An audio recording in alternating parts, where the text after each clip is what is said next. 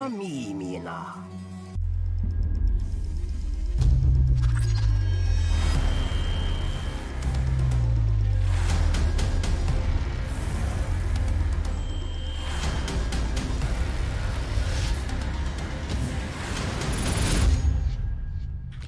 Ladies and gentlemen, welcome back to HGC China. My name is Kala, and I am joined by Tetcher. We are deep in a series between TheOne and CE to find out who gets #1 seed for the mid-season brawl. Tetcher, how is this series going? One-sidedly. Very one-sidedly. CE have decided that they are #1 seed, and that is nothing we or TheOne could say is going to change that currently. It's going to be tough. It's an uphill battle for certain. You know, TheOne, I do think that they possess the capabilities to at least take games off of CE from what we've seen from TheOne so far, but we'll have to find out if they can find their way back into this series. Ladies and gentlemen, we are going to Cursed Hollow, the one with that choice. So first pick, first ban, going over to the side of CE. Interesting and concerning. For starters, both of these teams have a 100% win rate on this map. Ooh. So that's already quite fun. At least this season. So someone's about to have their day ruined. For second, we've been talking about Illidan this entire time. This is a pretty big map there, Kala, where lovely global abilities like, I don't know, maybe something called the Hunt could in fact come into play. I want to see it, man. You keep talking about this Hunt. I want to see this Illidan, and you're right. This is the map to see it. So I really feel like this, you know, this is where it's all gonna boil down to this one. Garrosh being hovered for TheOne as this ban already. We already discussed CE not willing to give Genji over to TheOne. So Genji, Garrosh off the map. What is this first pick by CE? If it ain't broke, don't fix it. Tracer locked in as that first pick. This unfortunately probably means that it's unlikely we're going to see an Illidan. I mean, they could. That would be a crazy combo. Maybe even bring the Tassadar back again and just go for the proper old-fashioned style. Oh boy. But I'm starting to think it's a little less likely. That would be that'd be interesting for sure. TheOne, you have this Tracer, you got to think a little bit differently because Tracer walked all over you last game. So if you are in TheOne's comms right now, what are you saying? They need to find a way to shut her down because she really ran away with the game last game. Like, let's be completely honest. During that team fight, turning the game on its head, getting that 2-level lead, and really just snowballing the victory for CE. And this can be the same style. You know, if you find those huge team fights, you can take a boss. Maybe you get a tribute or a curse and a boss. Like, the game could just get absolutely out of control if this Tracer can run rampant. It's the Malfurion. It is the Hanzo. So pretty safe opener from TheOne. I mean, they gotta rethink their tank choices here. I think they need to go with a Diab. The Varian stolen away. Loving that by CE. And the Abathur as well. CE, no chill. No chill today. I'm leaning so far back in my chair. Like, I'm just looking at this with a giant smile on my face, man. This is a fabulous opener for CE. You got the Variant, as you said, a steal away. Tassadar being hovered as the ban for TheOne, and I do think this is a reasonable ban, but actually, no, I don't. You have shield build from Abathur. Abathur is the Tassadar in this context. I don't think you can run Abathur Tassadar with Tracer. It just, yeah, good. So TheOne, they realize this too. They're like, no. Malthael seems more reasonable as the ban, and I definitely think that's smarter. I can understand that. I would have maybe focused on banning another support. You don't know which one, though. That's the issue. Maybe someone with Cleanse, just ban Uther or Rhaegar, and then just go all in that way. Like with a Diablo or something like that, or ADC even, and just hope you can turn it around via that strategy. And then the ban for CE, it's immediately Diablo, right? You want to get rid of the other hero that can match against the Tracer, or it could also be the Dahaka. You want to take away the other global opportunity, but to me, this screams a Diablo ban. We'll find out in a few moments here. CE likely going to, take some thought on this one, but Malthael is the ban for TheOne, so targeting that solo laner. What's it going to be from CE? So Diablo or one of the 2 globals who are available. Falstad or Dahaka, I think, would be the best options. Anyone who can prevent Abathur from global soaking. These are the picks I would at least attempt to remove if I was CE. Myself included. Time will tell, my friend. And that's it. So it's the Diablo. Most reasonable ban. You and I'm sure, agree on that one. Here we go. Agreed. TheOne. You got Malfurion. You got that Hanzo. You're against this Tracer. Backs against the wall. What is your warrior selection? Honestly, it has to be something with hard CC because you have to lock down this Tracer at one point or another. You can't just like run like a Tyrael here. You have to do like ETC or Muradin, I think. Yeah, I mean, Muradin would be good. ETC would be nice if it wasn't for the fact Tracer had so much attack speed. Otherwise, you could like run block party with ETC and have a wonderful time. At the moment, I'm thinking like a hard CC tank, like you mentioned earlier, and then bringing in maybe a second support, maybe something like Karazim just to chase the Tracer. There's Tyrael and Sonya for the moment. So just building a team fight style instead of we're just going to look at focusing down this Tracer. So a little bit of a different, approach to this draft. Maybe not something. There's two different ways of approaching it, right? There's either you build your own team comp or you build the counter Tracer. So instead, TheOne decide to build their own team comp, and we got to talk about this Tyrael. Level 13 comes through. You've got Holy Ground. There are two bosses as point of contests on this map, so a lot of value from that talent. Perhaps that's kind of what TheOne are looking to do, force their fights over the boss pits and maybe to look to make big plays that way with the Sanctification. We'll find out. Sonya also getting the shields from Justice for All Tyrael, which is crazy value, so definitely down with that. So CE, what else goes with that Abathur? They need probably still need a solo laner. So with Sonya taken and Malthael banned out, their options start to become a little bit more limited. They might even return to that Falstad again, which could be good. And then they need a support of their own. They're all Stukov? There is the Stukov and Muradin. So Varian likely to be the solo laner here. Wait, is this taunt? Or is this something else? It's still Taunt. It has to be, right? You can just go Q build and solo lane pretty easily with Varian these days. Yeah, lots of auto attack emphasis, I'm sure, on the Muradin as well. And his dueling potential with that Abathur hat and his level 7 talents come through. Like, he can body people. So that'll be exciting. Also, likely the Skullcracker to match this Sonya's spin. Just a good counter to Sonya.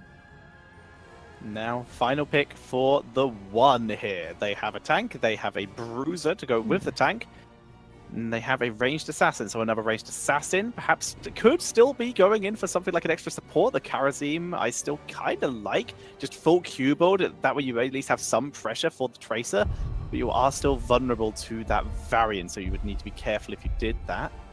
A mage perhaps as well could be feasible here. So like you said, they're going for their own team fight style, bringing it in. And I think this could actually be the best solution for TheOne. Just building for this full team fight instead of just looking at countering the Tracer. We'll have to find out really shortly. So a couple of things I wanted to quickly address. There is the possibility at having, variance in the Varian build. So we could see something like Colossal Smash. We could see something a little bit different. I'm not sure. Like, we saw Dragon Strike earlier. Okay, any talent is on the board at this point because I see that synergy. You've got the Sonya, you've got the Tyrael, you've got the Maiev. Colossal could be actually pretty powerful here. Not saying that that's what we're gonna see, but for the mercenaries. Exactly. So it's a little wild, but we got to think out of the box. Exactly. This is all stuff we've seen before in HGC China, though, is the thing. We see China was the first region to run Twin Blades in professional play, and they still have done it in the last week of play. They have also run Colossal Smash a couple times now to very great effect, including at Mid-Season Brawl. It was successful in the one game that I think SBT actually won when they ran it. But pretty interesting style to see here, them bringing out that variant. We'll see if he does bring in some variants. And we're going to get to find out even earlier, because hooray, Heroicon level 4. Here we go, ladies and gentlemen. This could be the last game of the evening. On the left, we've got TheOne. It's Hugo on the Sonya, Lucky playing the Hanzo, Meng on that Maiev, ZJZ on Malfurion, and Hehe playing the Tyrael. And looking to close out the series with a 3-0 challenge. Lufel on Tracer, Wind on Varian, 365 on Stukov, KTY on the Abathur, and Juyu bringing out the Muradin. And the fact that it's going to be Wind on the Varian makes me very much doubt we're going to see anything other than Taunt. Yeah. The main tank player on a Varian, he's probably going to tank. Totally right. We can dream, though, Yeah, absolutely. So I was mentioning the fact that the Abathur is Tracer in this matchup. So we see the shield build coming through from Abathur, and that's why I say that, folks. So it kind of functions the same way. Going to get a lot of healing from this Abathur is Aluful, and already stepping up. CE trying to play a little bit aggressively. There's the Justice for All on the Tyrael trying to step up as well and just try to dominate this early game wave clear if they can.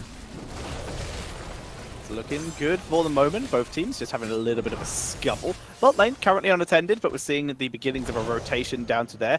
Looks like Tracer is going to be the one left alone. Wind in the solo lane, as we expected from the start.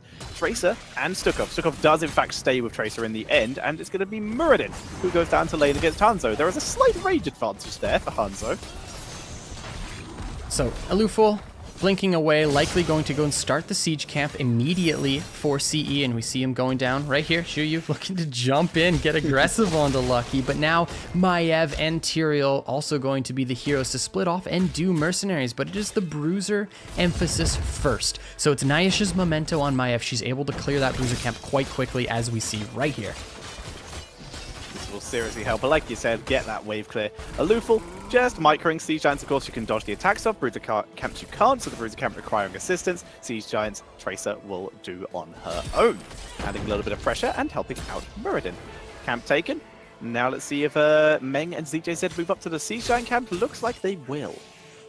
So, early game, I would say the advantage does go over to the one. Both A, you're against an Abathur composition, and B, the first spawn of the objective is bottom side. So your siege camp, if you're able to pick it up during like the later stages of the first stage of the game, is going to be pushing top the entire time. Yes, there's an Abathur on the side of CE, so he can kind of do okay in depushing that, but yeah, having the siege push far away is actually what you want during these objectives. Wind gets his level 4. It is in fact going to be a Taunt variant. Quite unsurprising considering who is playing it.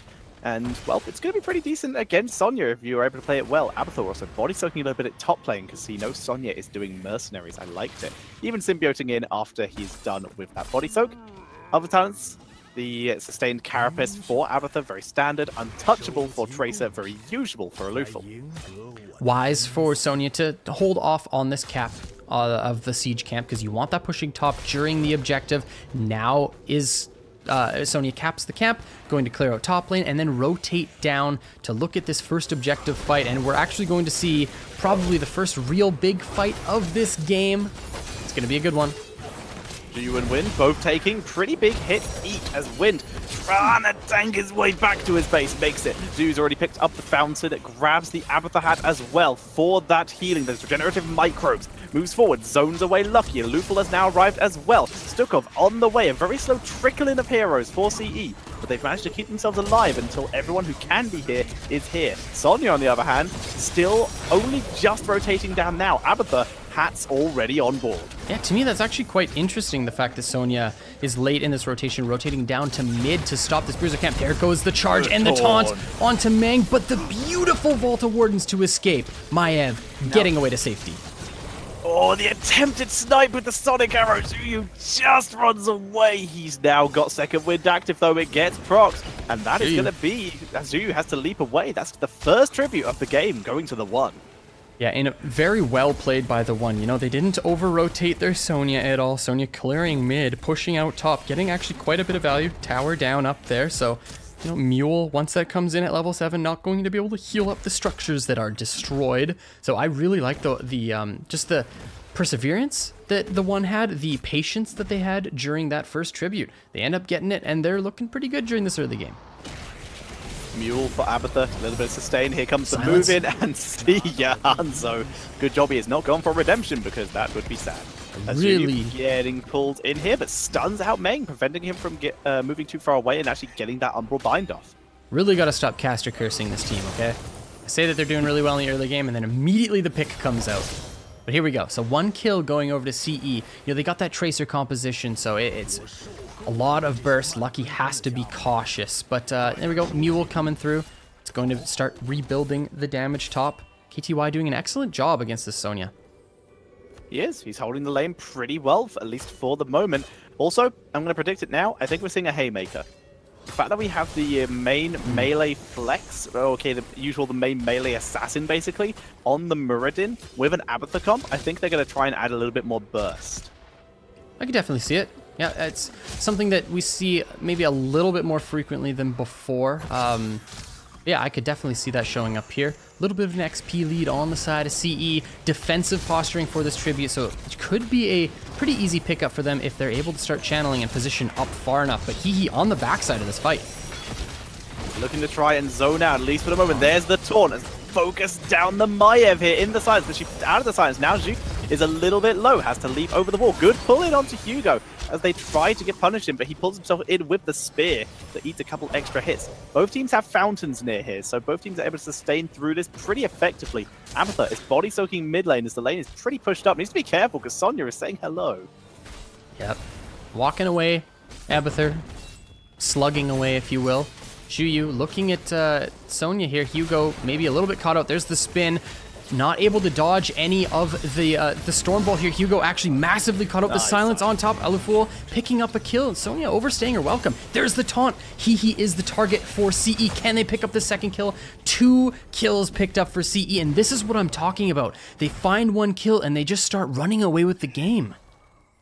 Looking good. I was wrong, by the way. It is still going to end up being the Avatar, which is still completely fine. Shield Wall for Varian and Tracer. 2 options, either the cooldown reduction, the extra range, or the extra percentage damage. Both pretty viable here, as we see the boss beginning to be started just in time for the tribute. They need to hurry this up. They're so fast in their calls, though. KTY getting absolutely obliterated by the Maiev.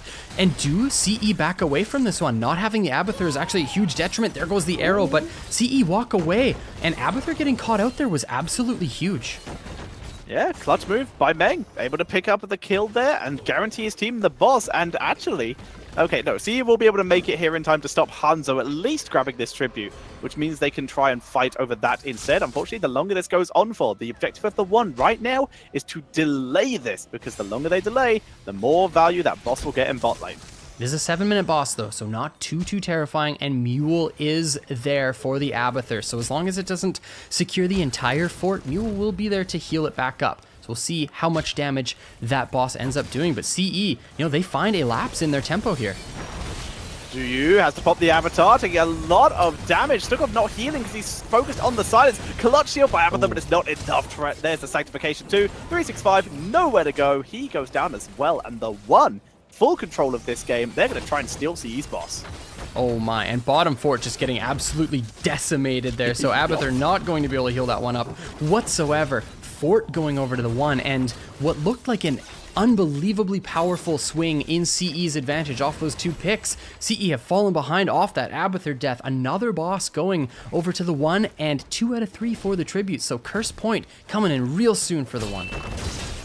This time the One are actually pushing in with the boss a little bit as well, putting the pressure on CE. They have a plan though. ZJZ is the target. Eluful moving in, gets the nice recall, dodges the Twilight Dream, which is huge for them here as they pull back. Zhuyu, though, they weren't able to get a kill themselves, so now Zhuyu and 365 are in super danger. And there's the route from Malfurion, and another kill for the One. A nice little move in by CE that just gets completely countered.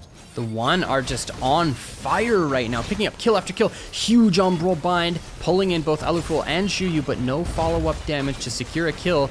Top keep wall down, and now the One are moving in, looking at this keep, and so much damage onto this structure.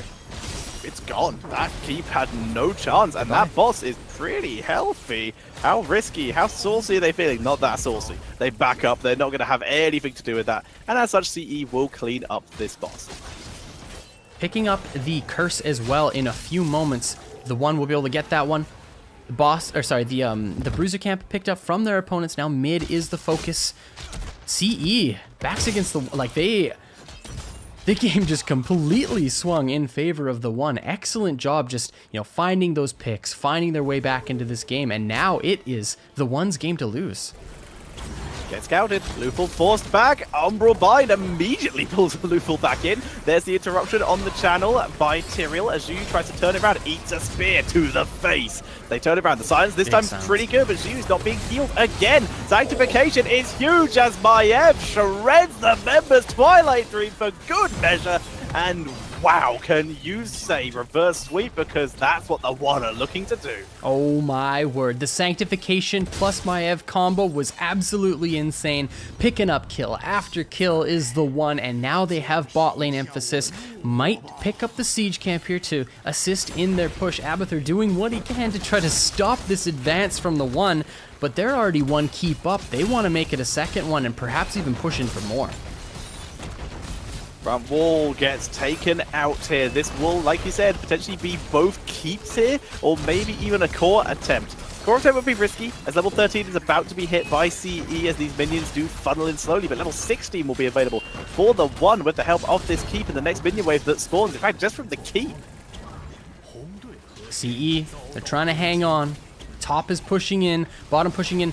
16's here for the One, but CE are looking to fight down 2 talent tiers right there, stepping up. Very ambitious. Now 13's here for CE, but they are so far behind in this game. If they're able to hang on though, find that 16 before their opponents hit 20, maybe they can find a team fight back into this game. CE are going to have to pull off an insane comeback in this game to be able to recover. As we see Abathur, he's just moved right to the core. Locust to hold back catapult lanes. He's all up to him. Any core damage can be muled, so they can afford to be a little bit more careless with catapults than they would be otherwise. The joy of Abathur on this map, but it's still such a rough position. They're still 3 levels behind. They're still moving out onto the map looking for fights. He's scouting up, just making sure that the members of CE don't find anything crazy. The Sonic Arrow actually misses this rotation, so the members... Hugo's got to be cautious here. He's going to die. There's the taunt, there's the bomb in the silence, and boom, CE find their pick. Fantastic. That's great news for CE. They're finally in a position where they can actually try to get more. Their Twilight Dream is pretty big already. Dragon Arrow right onto a loop for the boss. Gets aggro, but Malfurion is taken out very quickly. Zuyu moves out of the boss stun just in time as the Holy Ground expires as they move forward looking for Hehe here. We see Hanzo has leapt over the wall to get out of here. Stop aggroing the boss, KTY, as he moves forward as Zuyu holding the line at least for the moment. But CE, their health bars are low. They can't be risky here. Oh, sniped by the scatter arrow, and that's a hugely important kill for Lucky there. Not only did they get the kill, but they also removed all of Tracer's stacks that she just earned. And at this point, Lucky has the never outmatch, so likely they could just focus on this boss, but the members of CE, they recognize it. Looking for the taunt is Wind. He finds the Q. There's the taunt to follow up. Do they kill Maev? And they do. This is a huge pickup for CE. Here comes Sonya. It's a 3 versus 3. 3-6-5 coming in from the side. Gets the weighted pustule and the silence. Allowing them to try and turn around to Hugo if they want to. Abathur is having to deal with mercenaries and catapults. Tracer has returned. She will help clean this up. Right now, the entire objective is stop this boss happening and deal with the catapults in the bottom lane. CE are trying to recuperate here, but the Hanzo damage on this boss is just unbelievable. Hugo also with that Wrath of the Berserker doing a lot of damage here. CE are, here we go. They want to fight. They're not even going to try and contest the boss. They're just going to try and go for kills. But there is the Sanctification. Wind is forced back. Zuyu is doing everything he can to try and hold this. Wind is alive, and Lufel has arrived back as they turn around for the last-ditch effort. Shield Wall is here. Lucky takes huge damage. He goes down. 3-6-5 meets a spear to the face, but that's a great weighted pustule. Zuyu is turning it around. Malfurion is the target here. Down goes Varian. The beautiful Twilight Dream. Down goes Zuyu. KTY clone is dead. Lufel is kiting for his team's life in this game. Gets the recall and the heal from 3-6-5. But what is happening? The boss is moving on to the core. CE is just trying to delay to stop anyone joining this. Abathur has to clean this out alone, basically. The slug is not going to rebuild Rome here. CE end up falling, and this is going to be game the One with the turnaround. Wow, well played by the One. That brings the score to 1-2 in favor of CE. But the One, they have begun. They have shown that they can bring it when they need to. And CE struggling on a map they had a 100% win rate on up till now.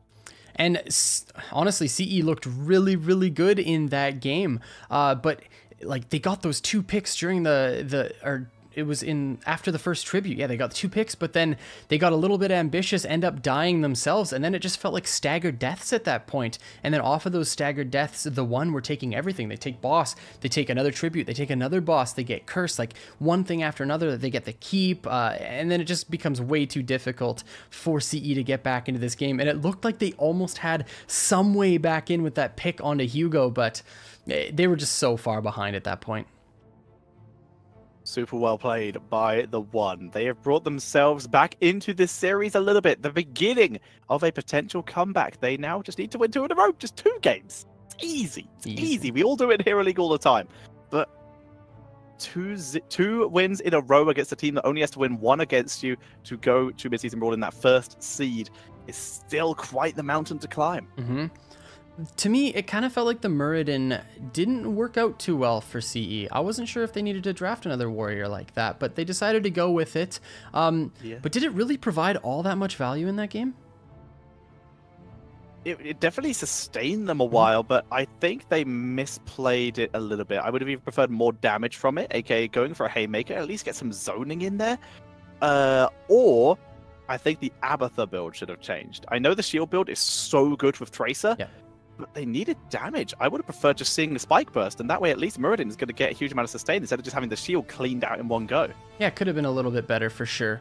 But yeah, maybe a little bit of a draft misstep by CE, but man, TheOne, it really felt like their execution was so much better that game compared to what we've seen so far in this series. Like, we saw really big plays, especially from the Maiev and Tyrael in combination with each other. You know, huge Sanctification Warden Cage combos, just massive resets on that Fan of Knives, just really getting value out of the Maiev pick, and it looked good. Maybe you stick with that style of composition. I'm actually really thankful for TheOne's sake that they went with that style of comp instead of just trying to deny the Tracer pick.